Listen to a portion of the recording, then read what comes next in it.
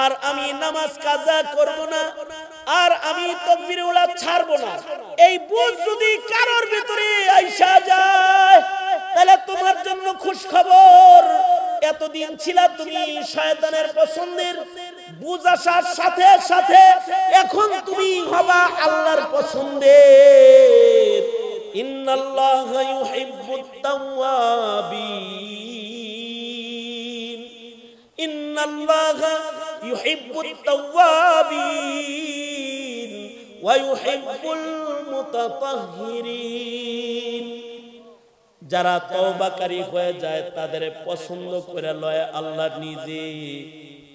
এমনকি বান্দার জিন্দেগীর কৃত গুনাহ যা আছে সকল গুনাহগুলোকে নেকির দ্বারা পরিবর্তন করে বান্দার নাপাক আমলনামা পাক বন্দেগী দিয়া ভইরা দেওয়ার দায়িত্ব গ্রহণ করে আসমানের মালিক আল্লাহ। কিসের বরকতে? তওবার বরকতে। তাই আমি বলবো, এই ভাকুরটা অত্র এলাকার যুব সমাজ, তোমরা যারা জিন্দেগীর শত শত হাজার হাজার রাত নষ্ট করেছো গুনাহের ভিড়ে, পাপের আসরে, অথবা অন্যায় কুকর্ম সম্পাদন করে নিজের জিন্দেগীর মূল্যবান সময় যারা নষ্ট করেছো, তুমি যদি তোমার রবের ভালোবাসা চাও তাহলে এখনো যদি তুমি তওবা করে নাও, আর যদি বলো ওগো আল্লাহ আমি বুঝি নাই, আপনি আমাকে ক্ষমা করে দেন, আল্লাহ বলে বান্দা তোর গুনাহ যত বড় তার চেয়ে আমার রহমত অনেক বড়। লা তাকনাতু মির রাহমাতিল্লাহ, আমার রহমত থেকে তুই নিরাশ হোস না, মুহূর্তের ভেতরে তোর জীবনের সব গুনাহ আমি মাফ করে দেব। আল্লাহু আকবার করে বলেন। বরকতের নিয়তে আয়াত এবং হাদিস আপনাদের সামনে পেশ করেছি, এগুলোকে সামনে করে কিছু কথা। আমি কোনো ভূমিকা না দিয়ে সরাসরি আমি আমার আলোচনায় প্রবেশ করতেছি, যে সবকটা তাকরার করতে চাই সেই দিকে চলে যাই। বান্দা হিসেবে আমরা তখনই সফল কাম হব যখন আমাদের মালিক আমাদেরকে ভালোবাসবেন, পছন্দ করবেন। দুনিয়ার সবাই যদি আমাদেরকে পছন্দ করে, কিন্তু আমাদেরকে একজন পছন্দ করেন না, আল্লাহ তাআলা ভালোবাসেন না, পছন্দ করেন না, তো পৃথিবীর সকলের ভালোবাসা পেয়েও আমার কোনো লাভ নেই। জোরে আওয়াজ করে বলেন নাই। আর তিনি যদি আমাকে ভালোবাসেন, পৃথিবীর সকলেই যদি আমাকে ঘৃণাও করে, তাতেও আমার কোনো সমস্যা নেই। সেই মহান মালিকের ভালোবাসা সবাই পাওয়ার জন্য মেহনত করা দরকার না? হ্যাঁ, সবাই ওই আল্লাহর ভালোবাসা পাইতে চাই না? আমাদের মালিক কে? তাহলে তার ভালোবাসা, আল্লাহর ভালোবাসা কার কার দরকার? দোনো হাত উঁচু করেন, দোনো হাত উঁচু করেন। ভালোবাসা পাইতে তার একটু ডাক তো দিবেন কমাস কম, বলেন ইয়া আল্লাহ। জবান খুলে আওয়াজ করে বলেন ইয়া আল্লাহ। আরো জোরে বলেন ইয়া আল্লাহ। গুণগান গান, বলেন আলহামদুলিল্লাহ। পবিত্রতা বলুন, বলুন সুবহানাল্লাহ। বড়ত্ব বলুন আল্লাহু আকবার। আওয়াজ করে বলুন লা ইলাহা ইল্লাল্লাহ। জোরে করে বলুন বড়ত্ব আল্লাহু আকবার। আল্লাহু আকবার জোরে বলা সুন্নাত, বলেন আল্লাহু আকবার। আল্লাহু আকবারের আওয়াজ যত বড় হয় ঈমান তত বেড়ে যায়, বলেন আল্লাহু আকবার। যত আওয়াজটা দূরে যায় শয়তান তত দূরে যায়, আল্লাহু আকবার। হাত নামান।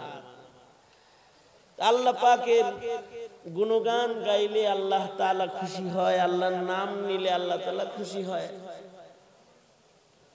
তা আমাদের সকলের আল্লাহ পাকের মোবাইল বন্ধ, আমার ডানে বামে মোবাইলে কথা হবে না, ঠিক আছে বাবা? না না, এদিকে থাকি, কাছে থাকি। আমি যে কথাটা বলতেছিলাম আবার একেবারে প্রথম শব্দের থেকে তাকরার শুরু করি। আমাদের সবাইকে যদি আল্লাহ ভালোবাসেন তাইলেই আমরা সফল।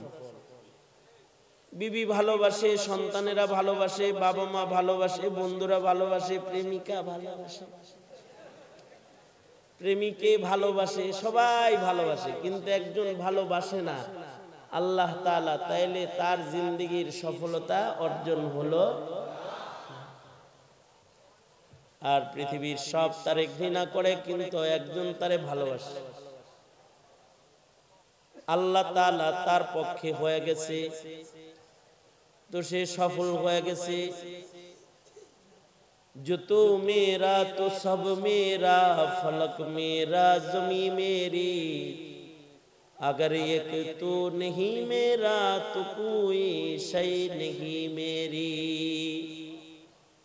আল্লাহ আমার পক্ষে আছে তো আমার সব আছে, আল্লাহর ভালোবাসা আমার জন্য আছে তো আমার সব আছে। আর আল্লাহ তাআলা আমাকে ভালোবাসেন না, পছন্দ করেন না, তাহলে আমার কিছুই নাই। আল্লাহ আমার পক্ষে নাই, তার মানে আমার কিচ্ছু, জোরে আওয়াজ করে বলেন, কিচ্ছু নাই। আল্লাহর ভালোবাসা অর্জন করতে হইলে কিছু সিফাত লাগবে, মৌলিক কিছু গুণ। এই ৫-৭টা গুণ আছে এমন, যে গুণগুলো যদি কারোর ভেতরে থাকে, পাওয়া যায়, তাহলে আল্লাহ তারে ভালোবাসে। যেমন এই যে মাহফিলে আসছেন, এটা ভালো কাম না মন্দ কাম? মাহফিলে বসে আল্লাহকে ডাকতেছেন, জিকির করতেছেন, ওয়াজ শুনতেছেন, কাজটা কি ভালো কাজ না মন্দ কাজ? শুক্রবার জুমার নামাজ পড়ছেন, ভালো কাজ না মন্দ কাজ? এই যে মাদ্রাসাটা করছে আনোয়ার ভাই, ভালো কাজ না মন্দ কাজ? যত ভালো কাজ আছে জীবনে, এগুলো যদি আমরা করি তাহলে আল্লাহ আমাদেরকে ভালোবাসবেন। ইন্নাল্লাহা ইউহিব্বুল মুহসিনিন। ভালো কাজ করনে ওয়ালা নেককার বান্দা যারা, তাদেরকে আল্লাহ তাআলা ভালোবাসেন। যারা গুনাহ করে তাদের ভালোবাসা হলো শয়তান। কে? আওয়াজ করে কোন?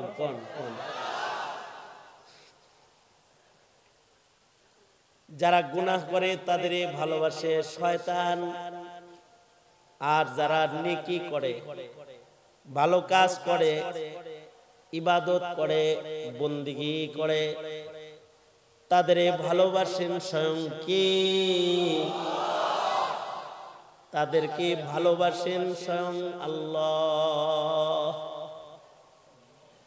এই কারণে আগের যুগের মানুষ যারা, তারা ভালো কাজ বেশি করছে। আমরা অবশ্য ভালো কাজ করার টাইম পাই না, ঠিক না? আমাদের কুকর্ম, গুনাহ খাতার এত ভিড় জমছে এখন যে আমরা ভালো কর্ম সম্পাদন করার সুযোগ পাই না, টাইম মিলে না। অনেককে যদি বলেন যে নামাজ পড়ার টাইম পাইতেছি না, নামাজ পড়ার টাইম পাই না, কিরম খবিস চিন্তা করছেন বিষয়টা? মানে নামাজ তার কাছে ভালো কামের লিস্টে অনেক দূরে পড়ছে, তার কাজের লিস্টে অনেক দূরে পড়ছে। এই ভাই ওয়াজ শুনবেন না, কয় টাইম নেই ভাই, চিল্লায় যাবেন না, চিল্লায় চলেন, একটা চিল্লা লাগে, টাইম নাই ব্যস্ত ভাই, চলেন 20 দিনের একটা ট্রেনিং দে, কোরআন মজিদ শিখা ফেলাই, টাইম নাই। যাদের নেক কাজ করার টাইম নাই, তারা দোস্ত শয়তানের। আপনারা বলেন কার দোস্ত? যাদের নেক কাম আকাম করার টাইম আছে, এরা দোস্ত কার? আর যারা নেককার, নেককার বান্দা যারা, যারা ভালো কাজ করে, তাদের ভালোবাসে কে? জোরে বলেন। তাদের ভালোবাসেন স্বয়ং আল্লাহ। এ কারণে আগের যুগের যারা মানুষ, যত পিছনে যাব তত দেখবো যে নেককার বান্দা, তাদের নেকি করার ইচ্ছা, আগ্রহ, উদ্দীপনা, চেষ্টা বেশি। যেমন ইমামে আজম আবু হানিফা রাহমাতুল্লাহ আলাইহি সুবহানাল্লাহ বলার লাগে রেডি হয়ে বসে থাকেন, একটা একটা করে খবর দিব আর একটা একটা করে সুবহানাল্লাহ ভালো করে করে। ইমামে আজম আবু হানিফা রাহমাতুল্লাহ আলাইহি, আরে কেউ নাম কইলাম আগেই কয় সুবহানাল্লাহ। ইমামে আজম আবু হানিফা রাহমাতুল্লাহ আলাইহি 40 বছর এশার ওযু দিয়া ফজরের নামাজ পড়ছেন। 40 বছর মানাকিবে ইমামে আজম আবু হানিফা। হ্যাঁ, দু একদিন হয়তো ওজরে মাকুল হইছে, আকসারের উপরে কুলের হুকুম, এই কারণে 40 বছর এশার ওযু দিয়া ফজরের নামাজ পড়ছেন। তার মানে 40 বছরের রজনীর ভেতরে এমন কোন কাম নাই যে কামে ওযু যায়।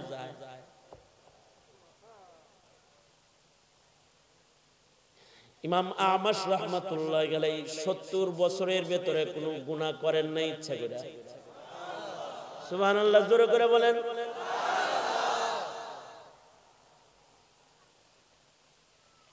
সাঈদ ইবনে মুসাইয়িব 40 বছর পর্যন্ত 5 বেলা আজানের আগে উনি মসজিদে যায় বসে থাকতেন।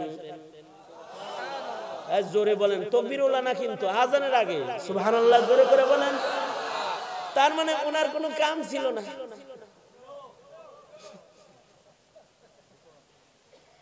ইমামে আবু ইউসুফ রাহমাতুল্লাহি আলাইহি হানাফি মাযহাবের জবরদস্ত ইমাম, প্রতিদিন 200 রাকাত করে নফল নামাজ পড়তেন নিয়মিত। এরপরে আবার সপ্তাহে 1 খতম করে কোরআন পড়তেন। মনে মনে ভাবতে পারেন, হ্যাঁ কাম কাজ ছিল না মনে হয়, খালি তাই এই কাম করছে না। ইমামে আবু ইউসুফ রাহমাতুল্লাহ আলাইহি চিফ জাস্টিস ছিলেন। বাদশাহ হারুনুর রশিদের আমলে প্রধান বিচারপতি ইমামে আবু ইউসুফ রাহমাতুল্লাহ আলাইহি আমাদের দেশের বিচারপতির মতো বেসা বিচারপতি না।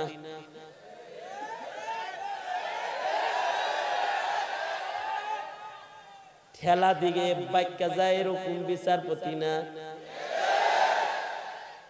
এমন বিচারপতি ছিলেন যে বিচারপতি হারুনুর রশিদকে আদালতে ডেকে দাঁড় করাতেন।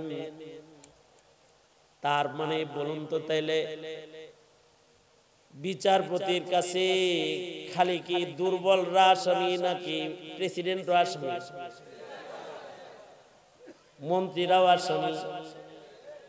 এখন আসামি হয়তো করেন কেন? হারুনুর রশিদ এমন বাদশাহ হারুনুর রশিদ, উনার আমলে বিচারপতি হলেন হযরত ইমামে আবু ইউসুফ রাহমাতুল্লাহ আলাইহি।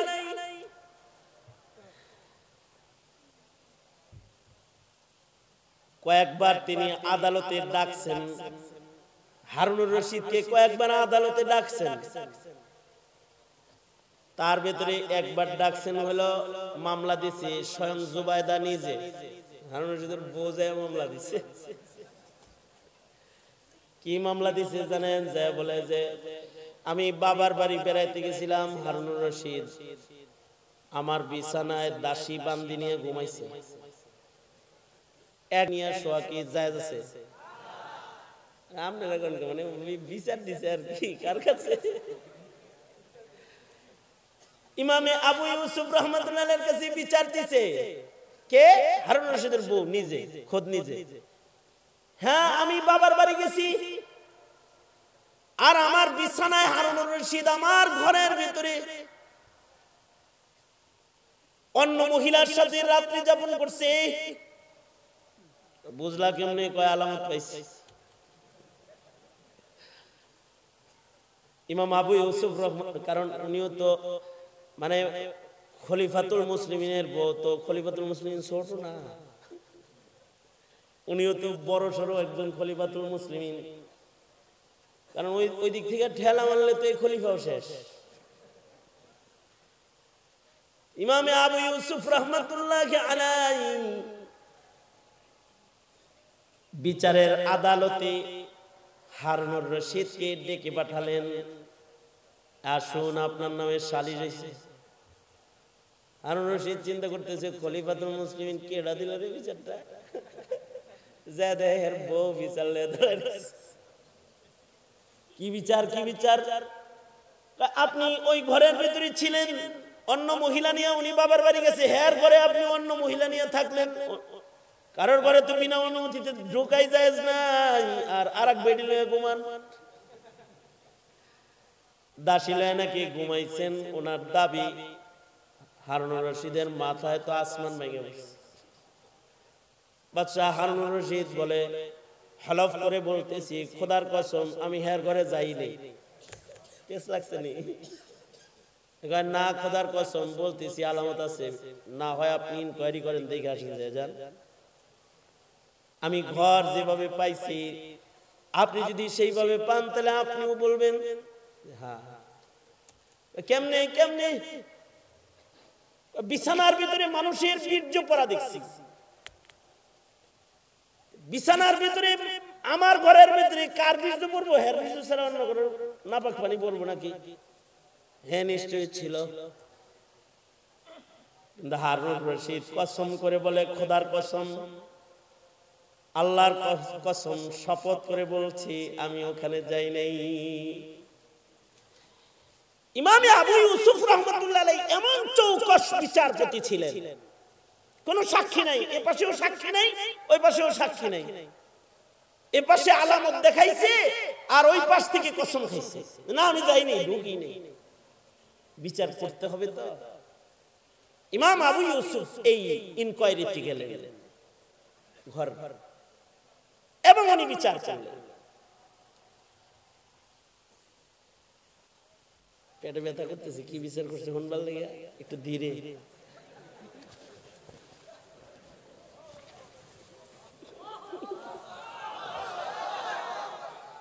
এই আরেকবার ইমাম আবু ইউসুফ রাহমাতুল্লাহ আলাইহি নামে বিচার দিছে এক ইহুদি।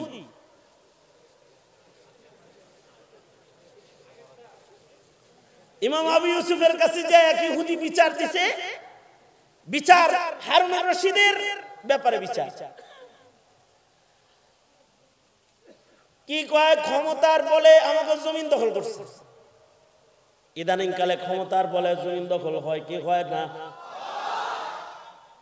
আমাদের ইউনিয়নের চেয়ারম্যান সাহেব সৎ মানুষ, এই এলাকা আলাদা, এটা হিসাব আলাদা।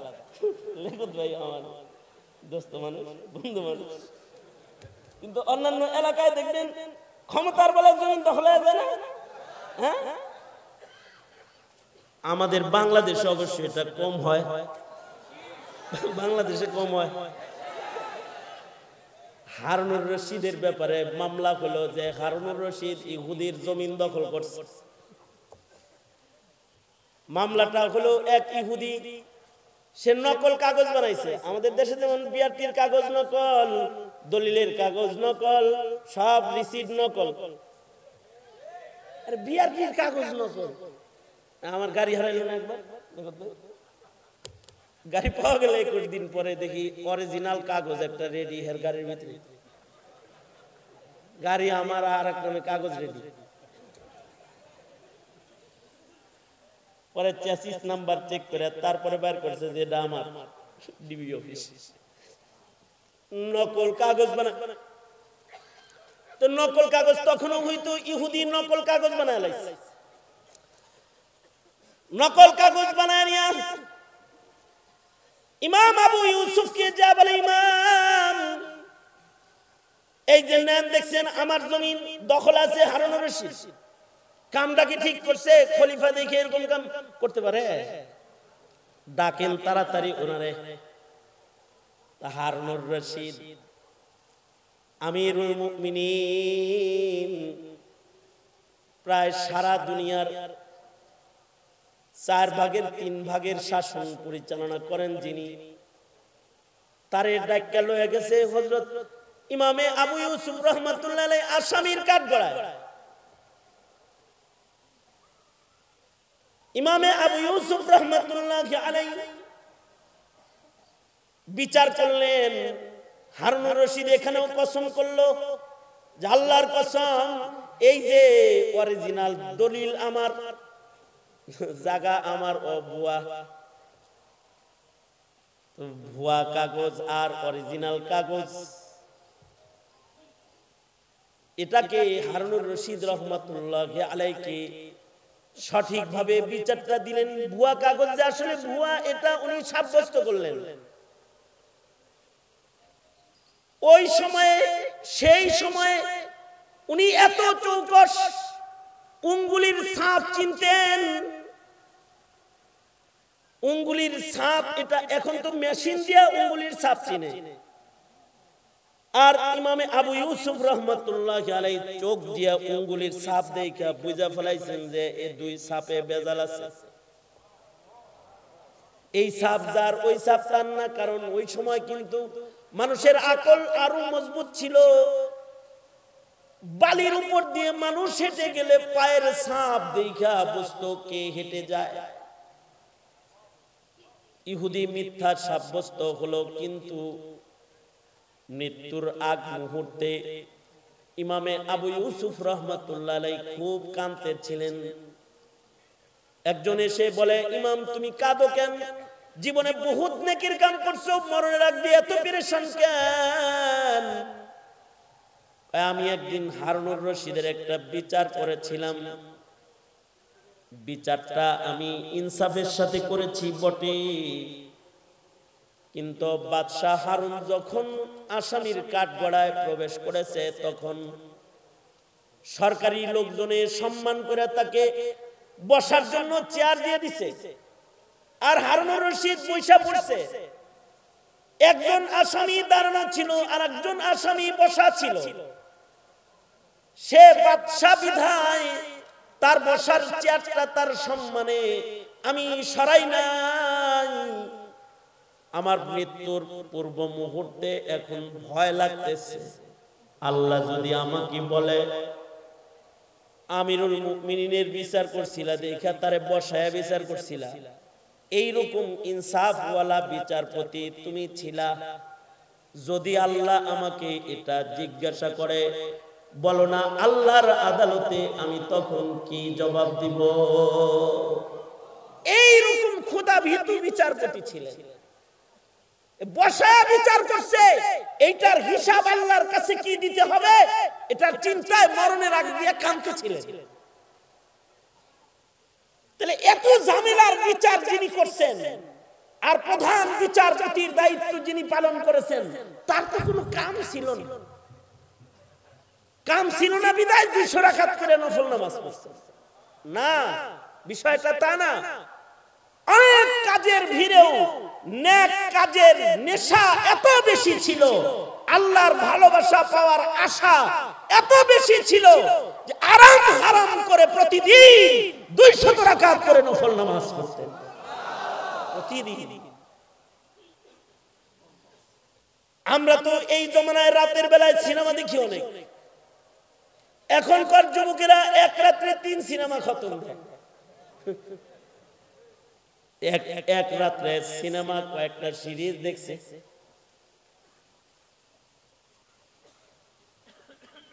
আর আগের যুগের মানুষের নেক কাজের চাহিদা বেশি, তারা এক রাত্রিতে 1 রাকাতে পুরা কোরআন মজিদ খতম করছে। ইন্নাল্লাহা ইউহিব্বুল মুহসিনিন, কারণ নেক কাজ করনে ওয়ালাকে আল্লাহ তাআলা নেক কাজ করনে ওয়ালাকে ভালোবাসেন। এই কারণে হযরত উসমান 2 রাকাত নামাজে 1 রাকাত নামাজে টোটাল কোরআন খতম করছেন। হযরত উবাই ইবনে কাব রাদিয়াল্লাহু আনহু 2 রাকাত নামাজে টোটাল কোরআন খতম করছেন। ইমামে আজম আবু হানিফা রাহমাতুল্লাহ আলাইহি এক রাকাত নামাজে পুরা কোরআন শরীফ খতম করেছেন। এক রাকাত নামাজে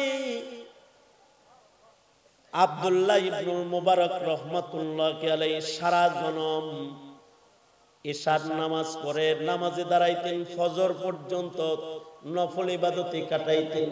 আল্লাহু আকবার জোরে করে বলেন, আরো জোরে আওয়াজ করে বলেন আল্লাহু আকবার। সারা জীবন ইশার পরে নামাজে দাঁড়ায় যেতেন, ফজর পর্যন্ত যায় নামাজে দাঁড়ায় আল্লাহ পাকের সামনে হাজিরা দিতেন। আব্দুল্লাহ ইবনুল মুবারকের মতো বিশিষ্ট তাবেঈ বড় মুহাদ্দিসকে একজন জিজ্ঞাসা করেছে, উস্তাদ জি, আপনার কাছে কোন কোন জিনিস পছন্দ লাগে? ইবনুল মুবারক বলে, দুইটা জিনিস আমার পছন্দ। একটা হলো সানাদুন আলী, এই হামিদ জহিরি সাহেব যে সনদ শোনাইলো, সানাদুন আলী, কম আছে তার সনদ আমার পছন্দের।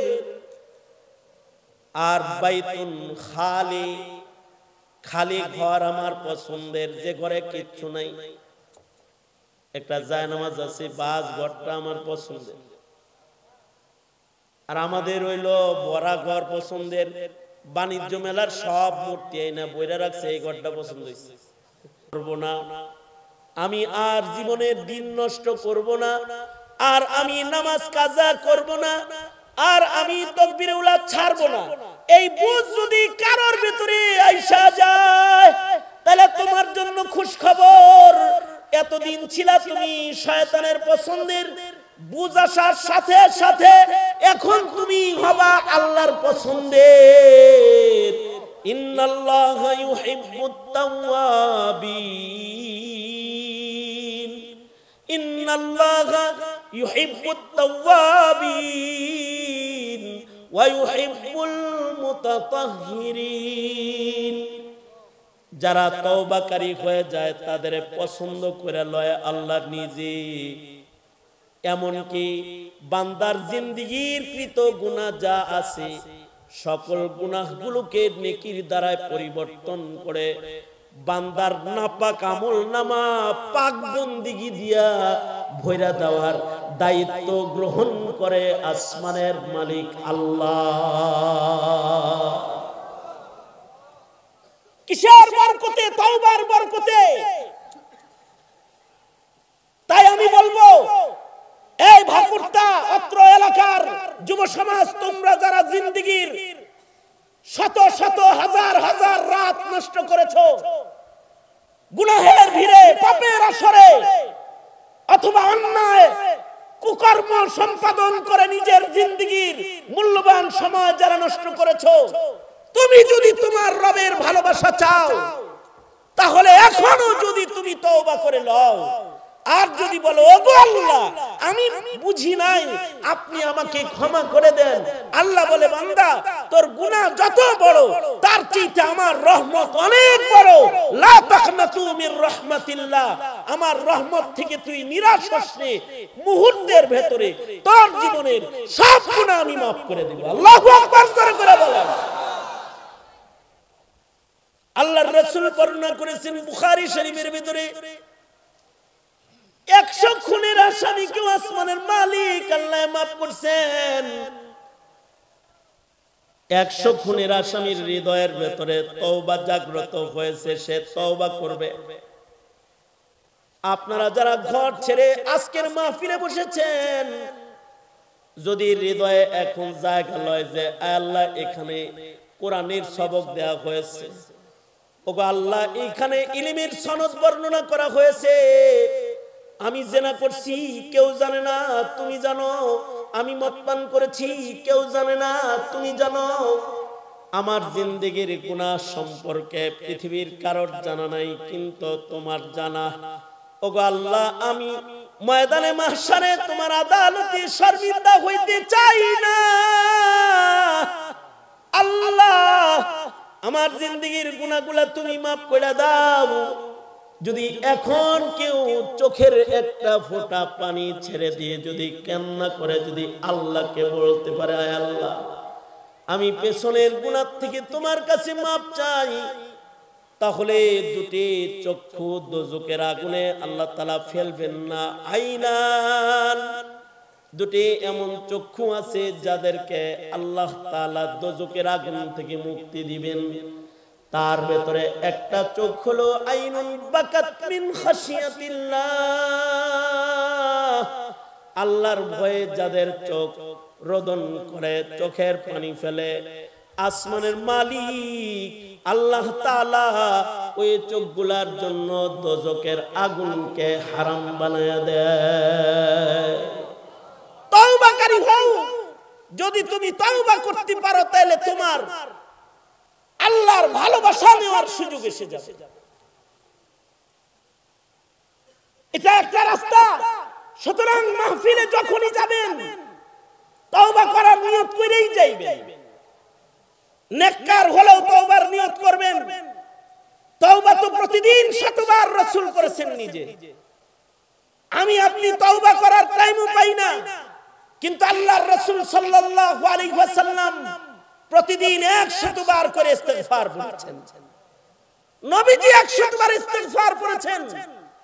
কি নবীর গুনাহ ছিল এজন্য?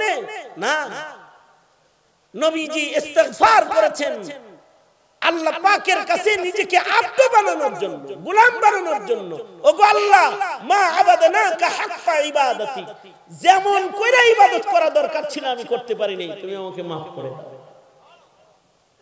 আর উম্মতকে ইস্তিগফার শিখাইছেন যে উম্মত তোমরা ইস্তিগফার করো, ইস্তিগফার করা শিখো। আমি নবী ইস্তিগফার করি, তওবা করি, তোমরাও তওবা করো। কারণ তওবাকারী বান্দার জীবনের সব গুনাহ আল্লাহ maaf করে দেয়। আত-তাইবু মিনাজ যামবি কামান লা যামবা লাহু, তওবাকারী বান্দা এমন যে তাদের কোনো গুনাহ নাই। আল্লাহ তাআলা তওবাকারীকে পছন্দ করেন। সুতরাং আজকে তওবা করলাম, সবাই মিলে মনে মনে এই তওবা করে ফেলি, আর গুনাহ করব না ইনশাআল্লাহ বলেন। মনে মনে আজম করুন, আর জীবনে কোনোদিন নামাজ কাজা করব না ইনশাআল্লাহ। আর কোনোদিন বেপরদা নারী, পরনারী তাকায় দেখব না ইনশাআল্লাহ বলেন। এ কারা কারা কারা কারা হাত তোলেন। বিয়ানের লগে আলাপ করবেন, শালিরে মোটরসাইকেলে লয়ে ঘুরবেন, বাবির লগে গল্প করবেন, এই খালাতো বোন চাচাতো বোন যাদের সাথে পর্দার বিধান রয়েছে তাদের সাথে দেখা দেব না ইনশাআল্লাহ। এই দোনাতল দোনাতল বলে ইয়া আল্লাহ, আরো জোরে ইয়া আল্লাহ। তওবা করিতেছি, আর জীবনে গুনাহ করব না, নামাজ কাজা করব না, পরনারী দেখব না, কোরআন পড়া শিখব, আলেমদের সাথে চলব ইনশাআল্লাহ বলেন। আরো জোরে বলেন, হাত নামান। তাইলে এই যে ওয়াদা করলেন, এই ওয়াদাকারীদেরকে আল্লাহ তাআলা পছন্দ করে। আর আল্লাহ পাকের আরেকটা পছন্দের গ্রুপ হলো যাদের ভিতরে নবীর সুন্নাত আছে। উলামারা আপনাদেরকে সুন্নাত দিতে চায়, আর পশ্চিমারা আপনাদেরকে ইহুদ নাসারার কালচার দিতে চায়। কথা বলেন ঠিক কিনা, জোরে বলেন। ওয়াজ নসিহতে আলেমরা যা বলে, দাড়ি রাখতে কয়, টুপি পড়তে কয়, আমরা কি করে ক্ষমতা থেকে নামাইতে কই নাকি? আমরা বলি দাড়ি রাখেন, টুপি পরেন, পাঞ্জাবি গায়ে দিয়েন। আমরা নসিহা করি সুন্নতের সাথে নিজেকে মিলাও। যাদের ভিতরে নবীর সুন্নত পাওয়া যায় তাদেরকে আল্লাহ তাআলা ভালোবাসেন। আল্লাহু আকবার বলেন। কুল ইন কুনতুম তুহিব্বুনাল্লাহ ফাত্তাবিউনি ইউহিব্বুকুমুল্লাহ। আল্লাহর রাসূলকে আল্লাহ তাআলা ঘোষণা করতে বলেছেন, বন্ধু আপনি ঘোষণা করে বলে দেন আপনার ইত্তিবা করতে, সুন্নতওয়ালা হইতে। কারণ যারা সুন্নতের ইত্তিবাকারী হবে আমি আল্লাহ তাদের ভালোবাসব। যারা সুন্নতওয়ালা হবে তাদের ভালোবাসবেন। কে জোরে আওয়াজ করে বলেন। সুতরাং যাদের ভিতরে সুন্নত আছে তাদের ভালোবাসে কে? তুমি তাদের রাজাকার বললে তাদের কিছু আসে যায় না, তুমি তাদের আল বদর বললে কিছু আসে যায় না, তিরস্কার করলে আসে যায় না। নবীর সুন্নাহকে ভালোবাসে সে, তাকে ভালোবাসে কে? জোরে আওয়াজ করে বলে।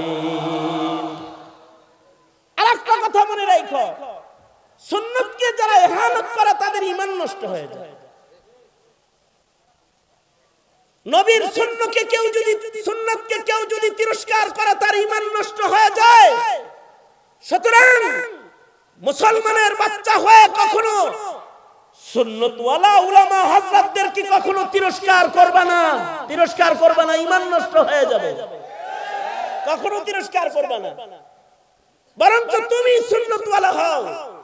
এই তোমরা পোশাক পরো পশ্চিমাদের পোশাক, চেহারা করো পশ্চিমাদের চেহারা, লেবাসে পশ্চিমা, আখলাক চরিত্রে তোমরা হও পশ্চিমা। এ কারণে মুসলমানরা হয় জঙ্গি। মুসলমান করে পশ্চিমারা জঙ্গি কয়, আর পশ্চিমার অনুসারী যারা তারা সুন্নতওয়ালাদেরকে জঙ্গি কয়। তুমি যদি সুন্নতওয়ালা হইতা তাইলে এই পশ্চিমার যারা সন্তানেরা কোন আলেমকে জঙ্গি বলে গালি দেওয়ার সাহস পেত না, কোন টুপিওয়ালা দাড়িওয়ালাকে জঙ্গি বলার হিম্মত করত না। কিন্তু তুমি তো সুন্নত মানো নাই, তুমি মানছো হলো পশ্চিমাদের দুষ্ট কালচার। আশ্চর্য, এখন পোশাক আশাকের ডিজাইন, বেডিগর পোশাক খালি উপরের দিকে উঠতেছে আর বেডাগর পোশাক খালি নিচের দিকে নামতেছে। আর ইদানিং কালে আজব স্টাইলের প্যান্ট শার্ট এগুলো আসতেছে সব সিরা। এই সিরা ডিজাইনটা যে কেমনে আইলো আল্লাহ জানে। মানে এরা জানলা বানায় রাখে, রান দেখা যায়, হাঁটু দেখা যায়। সকালবেলায় গাড়িতে উঠছি, ওভারের ড্রাইভারের প্যান্ট দেখে আমি সকালবেলা আল্লাহ তুমি মানে কি দেখাইলে? এখানে তালি, এখানে খোলা, এখানে সিরা, ও প্যান্ট পরে গাড়ি চালাইতেছে। আমি বললাম যে এই শীতের দিন আমি সোহাগ পরিবহনে ইয়ের থেকে এসে নামছি আর কি, সায়দাবাদে নাইমে হের গাড়ি ওভারে ডাকছি ড্রাইভার, এই আমি ওই শীতের ভিতরে কাপড় এই সিরা এটা পিনছস কেন? এই সিরা প্যান্ট পরছিস কেন? শীতের ভিতরে সিরা প্যান্ট। আর কি আশ্চর্য, নারীরা এরা খালি পায়জামা উপরের দিকে উঠাইতেছে ইদানিং কালে, এখন পায়জামা উপরের দিকে উঠতেছে। আর আমাদের ছেলেরা যারা আছে ওদের পায়জামা খালি হাঁটুর নিচ, টাকনুর নিচ দিয়ে যাইতেছে, গোড়ালির নিচ দিয়ে যাইতেছে। এরা যখন মসজিদে যায়, মসজিদে যাওয়ার সময় তাড়াতাড়ি করে গুছায় প্যান্ট। হেই প্যান্ট গুছাও মসজিদে যাওয়ার সময়। মসজিদে যাওয়ার সময় প্যান্ট গুছাইলেই বুঝি গুনাহ থেকে বাঁচা যায়? মা আসফালা মিনাল কাবাইনি মিনাল ইজারি ফিন নার। কোন যুবক যদি টাকনুর নিচে ইজার পরো, প্যান্ট পরো, লুঙ্গি পরো, এগুলো দোজখের আগুনে জ্বলবে। আর ইচ্ছাকৃত এই কবিরা গুনাহ যারা করবে আল্লাহ তাআলা তাদের দিকে রহমতের দৃষ্টি হাসরের দিন দিবেন না, তাদের দিকে আল্লাহ তাআলা তাকায়া কথা বলবেন না, রহমতের দৃষ্টি দিবেন না। তোমরা যুব সমাজ যারা আছো টাকনুর নিচে প্যান্ট পরবা তো ইনশাআল্লাহ? পরবা না ইনশাআল্লাহ? বলো। ডিজাইন কিনবি তোরা? এই কথা বলিস না কেন? কিনবি এগুলো। সুন্নতি লিবাস কিনো, ঢিলা ঢালা প্যান্ট পরো, এমন প্যান্ট পরো মিয়া দাঁড়ায় মতো বসতে পারো না, এত টাইট প্যান্ট পরছে যে বসতেই পারতেছে না। কারণ ওইটা পয়রা বসতে গেলে ও মুখ তোর উপরে, নিজের উপরে চলে আসে। আশ্চর্য, ওই যে বিমান থেকে নামতেছি, সিঁড়ি নামতেছে আমার আগে এক খবিস লোক, এই জন্য বললাম এই মিয়া যে প্যান্ট পরছে এটা এত লুচের লুচ, এটা খালি নিচের দিকে নামে আর ও খালি বেডি মানুষের উড়নার মতো খালি টানে, উপরের দিকে খালি টানে। এটা নাকি একটা ডিজাইন। আমার সাথে যে আছে আমি তাকে বললাম, আচ্ছা এই লোকটা এই কোমরের এই জায়গাটা একটু টাইট করে নিতে পারেন, এটা খালি নিচে নামে আর ফাড়া জায়গা বরাবর চলে আসে পুরা, মানে আর কতক্ষণ পর খালি টানের উপরের দিকে। তা আমি আমার সাথীকে বললাম এর একটা বেল কিনে দেওয়া দরকার। কয় না হুজুর, আমি তো বুঝছি, বুঝে শুনে কইছি। কয় যে না হুজুর, এটা ডিজাইন, বেল কিনে টাইট করে দিলে কাজ হবে না হুজুর, এটা কিন্তু ডিজাইন। এইরকম ডিজাইন পছন্দ কইরা শয়তানের দোস্ত হবা। কথা বলো না কেন? জোরে আওয়াজ করে বলো, জোরে আওয়াজ করে বলো, শয়তানের দোস্ত হবা। নবীর সুন্নাহকে ভালোবাসবা ইনশাআল্লাহ বলো, আরো জোরে। লাস্ট থেকে টুপি মাথায় দিয়ে নামাজটা পড়বা, টুপি মাথায় রাখবা ইনশাআল্লাহ কও, আরো জোরে বলো। দাড়িটা কাটতো না, দাড়ি রাখিয়া দিলা ইনশাআল্লাহ জোরে কও। কারা কারা দাড়ি রাখলে হাত তুলে দেখি। সব দাড়ি রাখছো তো ইনশাআল্লাহ। আর কাটবা? কাটবো না, ছাটমু ছাটমু। ছাটলে কাম হবে না লেখত ভাই, ছাটলেও কিন্তু কবিরা গুনাহ। এক মুষ্টি যদি না হয় তাহলে কবিরা গুনাহ লেখা হইতেই থাকবে।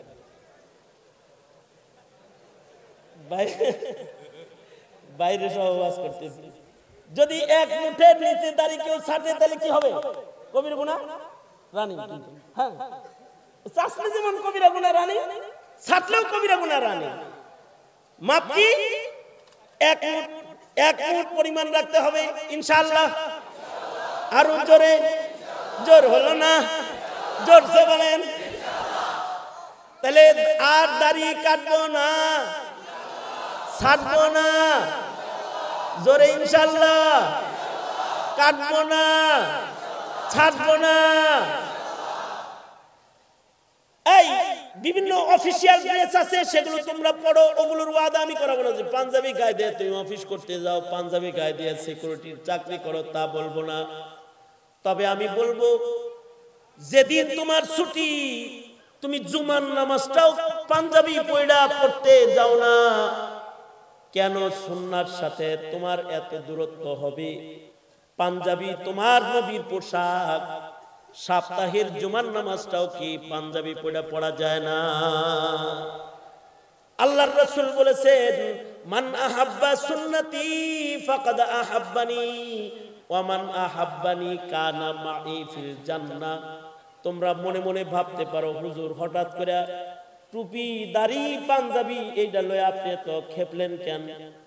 এজন্য খেপছি, তোমরা পোশাকের গুরুত্ব দাও না বিধায় 90% মুসলমানের দেশে ইসলামী পোশাকের উপরে আক্রমণ করার সাহস পশ্চিমার জারজ সন্তানরা ইউনিভার্সিটিতে করে। কেন তোমরা কট্টর হও না? তোমার ইসলামী পোশাককে তুমি কেন মূল্যায়ন করো না? তুমি মূল্যায়ন করো না বিধায়ী তোমার মনের বুরকা ধরে টান দিয়েছে, আজকে বুরকা ধরে টান দিয়েছে, কালকে প্রকাশ্যে তার ইজ্জত ধরে টান দিলে চেহারাটা দেখাবে কাকে? তুমি কাকে দেখাবে?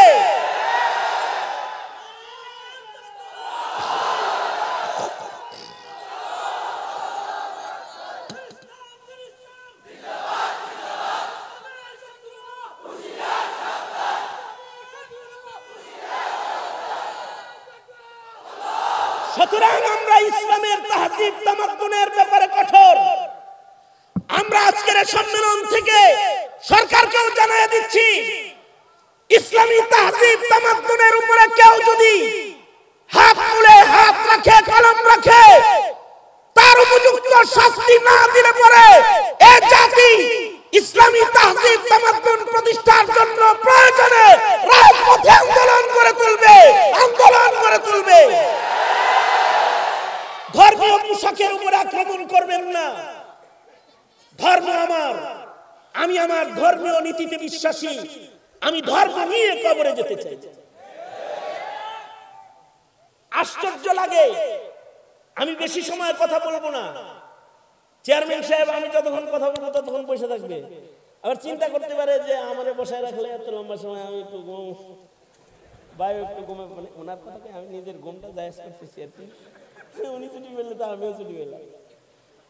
এই যে মনে করেন, আমি একটা কথা বলি, আপনারা বলতে পারেন যে হুজুর ধর্মকর্ম নিয়ে বাড়াবাড়ি নাই। কয় যে লা ইকরাহা ফিদ্দীন, ধর্ম নিয়ে কি নাই বাড়াবাড়ি নেই, ধর্ম নিয়ে বাড়াবাড়ি বিধর্মীর সাথে নাই। এটার তর্জমা হলো লা ইকরাহা ফিদ্দীনের তর্জমা কি? যে বিধর্মী তাকে জোর করে আমি বুরকা পড়তে বলি না, যে বিধর্মী তাকে আমি হাতে চাই না মসজিদে আনি না, এবং তারা আসেও না, তারা তো ঠিকই কট্টর, তারা তোমার জুমার নামাজ পড়তে আসে না, তারা তোমার ঈদের নামাজ পড়তে আসে না, তুমি তাদের পূজা করতে যাও কেন? লজ্জা করে না তোমার? তুমি পূজা করতে যাও কেন? যে মুসলমান না, যে মুশরিক, তার সাথে ধর্মের ব্যাপারে কোনো বাড়াবাড়ি আমাদের নাই। কিন্তু সে দাবি করবে জামিয়াতুল আবরার আনোয়ারা কমপ্লেক্সের ছাত্র, সে আবার সে এই প্রতিষ্ঠানের রুলস ভঙ্গ করে খালি টুপি, খালি মাথায়, খালি গায়ে এদিক দিয়ে হাঁটবে, আড্ডা দিবে, সে ঢোল বাড়ি বাজাবে, সে সিগারেট খাবে, বিড়ি খাবে প্রতিষ্ঠানের সামনে দাঁড়ায়া। এটা যেমন মাদ্রাসার প্রিন্সিপাল তার প্রিন্সিপালিটি রক্ষায় সে ছাত্রকে শাসন করে, জবরদস্তি করে, তাকে আইন প্রয়োগ করে। আমি মুসলমান হিসাবে, 90% মুসলমানের দেশ এটা, তাই এই 90% মুসলমানকে মুসলমান হিসাবে কবরে নেওয়ার জন্য কখনো আমি রাজপথে কথা বলি, কখনো আমি জোরে করে কথা বলি। এটা আমার রাজনীতি নয়, এটা আমার ইমানের নীতি, এটা আমার কবর হাসরের নীতি।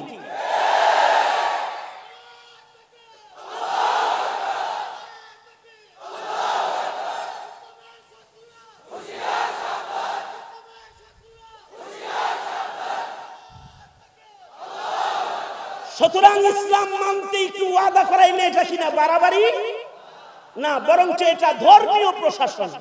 এটা কি বলেন, বলেন, আওয়াজ করে বলেন, এটা কি ধর্মীয় প্রশাসন? ধর্মের উপরে ধর্মের লোকদেরকে চালানোর জন্য প্রশাসনিক আইন যে ধর্মের নাই, ওটা তো ধর্মই না, ওটা ধর্ম না। সুতরাং আমি মুসলিম হিসাবে আমার মুসলমানিত্বের কিছু আইন আছে, কিছু নিয়ম আছে, কিছু কানুন আছে। এর খেলাফ বাংলার মাটিতে মুসলমানদের ভেতরে ঘটে যাক, এটা আমি না শুধু, এটা প্রধানমন্ত্রীও কামনা করে না, এটা বিচারপতিও কামনা করে না, এটা এদেশের কোন মুসলিম নাগরিক কামনা করে না। যার মুখে লা ইলাহা ইল্লাল্লাহ আছে সেও কামনা করে। সঙ্গত কারণে আমরা বারবার দাবি করি যে কাদিয়ানীদেরকে মুসলিম ঘোষণা করে। কেন? এজন্য কাদিয়ানীদেরকে আমরা মুসলিম হিসেবে দেখতে চাই।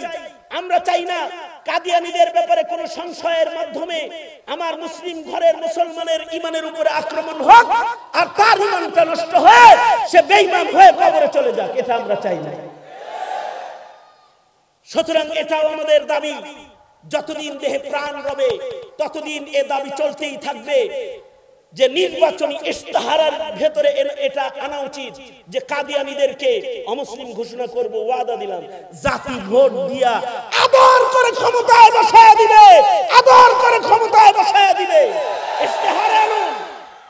এটা 90% মুসলমানের মাটি, এখানে কাদিয়ানীরা মুসলিম পরিচয়ে থাকতে পারবে না। সুতরাং আপনারা এই স্লোগান বাচ্চাদেরকেও শিখিয়ে দিবেন বাপ হিসেবে।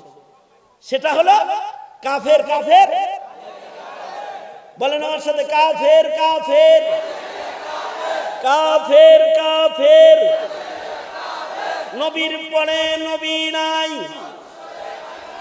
কাফের কাফের।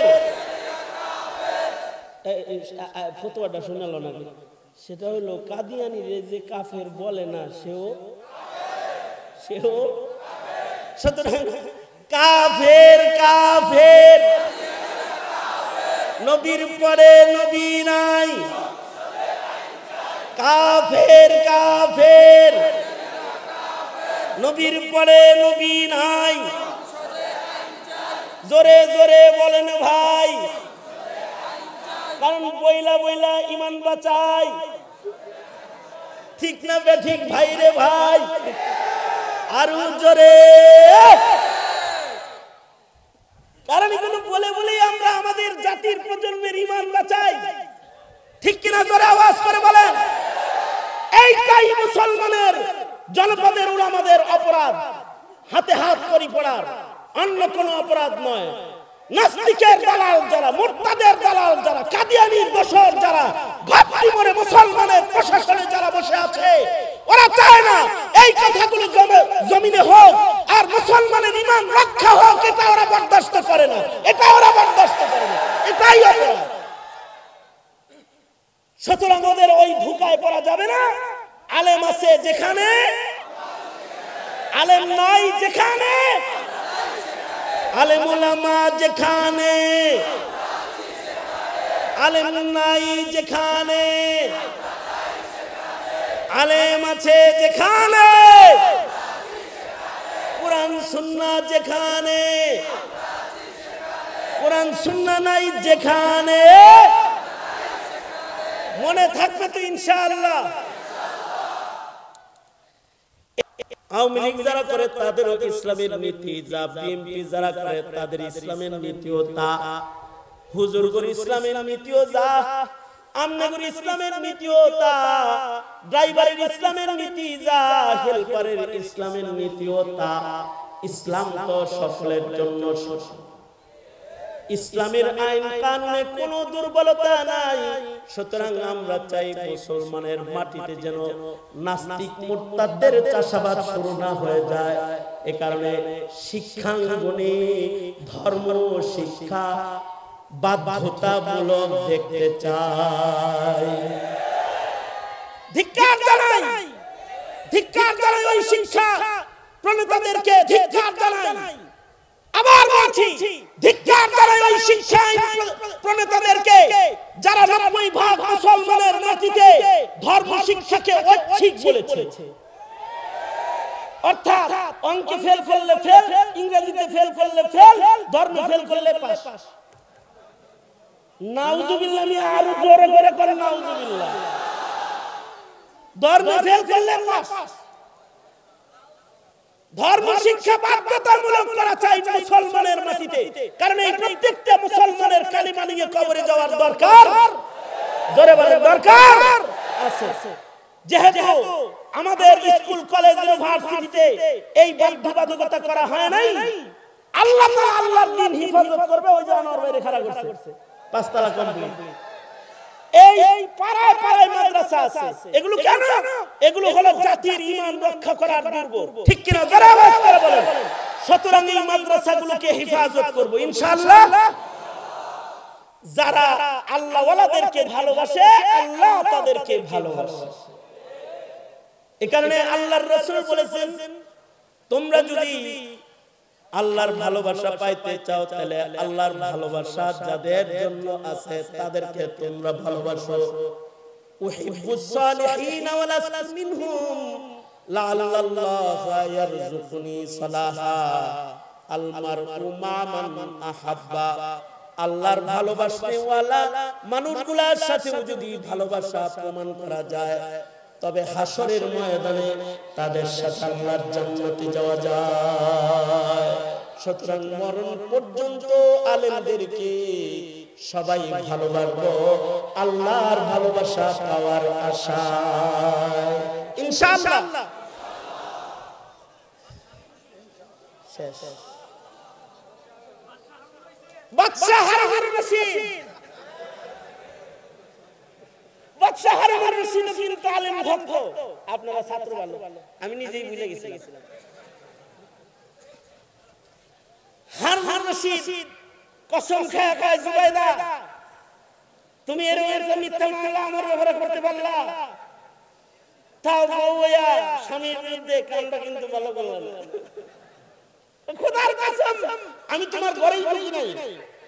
হারুন রশিদের এই দাবি পরেও জুবাইদা বড় হলফ করে বলতেছে, না বিচারপতি আপনি আমার মুমিন ইনকোয়ারি করেন, ওখানে মানব বীর্যের মতো দুর্গন্ধ দেখেন পড়া আছে, কেউ কেউ ওখানে প্রবেশ করেছে। ইমাম আবু ইউসুফ রাহমাতুল্লাহ আলাইহি জুবাইদার ঘর ইনকোয়ারি করার জন্য ঘরে গেলেন, যায় দেখেন আসলেই দুর্গন্ধ। এবং মানুষের নাপাক পানির মতোই কিছু পড়া দেখা যায়। শেষ বেলায় এর সত্য উদ্ঘাটন করার জন্য ইমাম আবু ইউসুফ রাহমাতুল্লাহি আলাইহি উনি বললেন, আপনারা সবাই বাইরে চলে যান, আমি এই ঘটনাকে একাকী ইনকোয়ারি করি। তো উনি একা একা এই ঘটনাকে নিয়ে অনেক দেখলেন যে এটা কেমনে হতে পারে।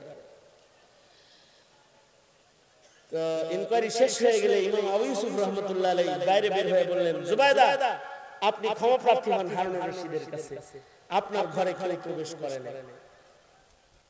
হ্যাঁ, কিভাবে বললেন প্রবেশ করে নাই? বিছানা খারাপ করেন নাই? কই পাইছি তো, কোথায় দেখি? এটা হলো আপনার ঘরের ওই সানসিটে দেখেন চামচারায় বাসা বাঁধছে। আমি উপরে উঠে দেখেছি চামচারা বাচ্চা ফুটাইছে। আর চামচারার দুধ, চাম্পাদুরের দুধ মানুষের বীর্যের মতন গন্ধ। হে মনে হয় বাচ্চাগুলা খালি করে পায়া দুধ খাওয়াইছিল আমনের বিছনায় শুইয়া শুইয়া। আর আপনি সন্দেহ করছেন যে হারুন রশিদ বুঝি আপনার বিছানায় অন্য কাউকে নিয়ে শুইছে। ভুল। আসলে ওই চাম্পাদুর এখানে দুগ্ধ পান করায়। তা হারুন রশিদ এমন খলিফাতুল মুসলিমিন ছিলেন যিনি বাদশাকে রাজ দরবারে দাঁড় করায় বিচার করতেন। আফসোস, বিচার বিভাগের অবনতি হয়েছে। এখন আঙ্গুলের ইশারায় বিচার চলে, ক্ষমতার দাপটে বিচার চলে। এই কারণে নির্দোষ মিথ্যা আপনাদেরকে নিয়ে বললাম, যা কিছু বলেছি আল্লাহর ভালোবাসা পাওয়ার জন্য যে কয়টি প্রসেসের আলোচনা আজকে করেছি, আল্লাহ তাআলা আমাদেরকে সেই প্রসেস মতেন আল্লাহর ভালোবাসাকে অর্জন করার তৌফিক আমাদেরকে দান করেন। সবাই ইস্তিগফার করেন। আস্তাগফিরুল্লাহ রাব্বি মিন কুল্লি যামবি ওয়া আতুবু ইলাইহি লা হাওলা ওয়ালা কুওয়াতা ইল্লা বিল্লাহিল আলিয়্যিল আযীম।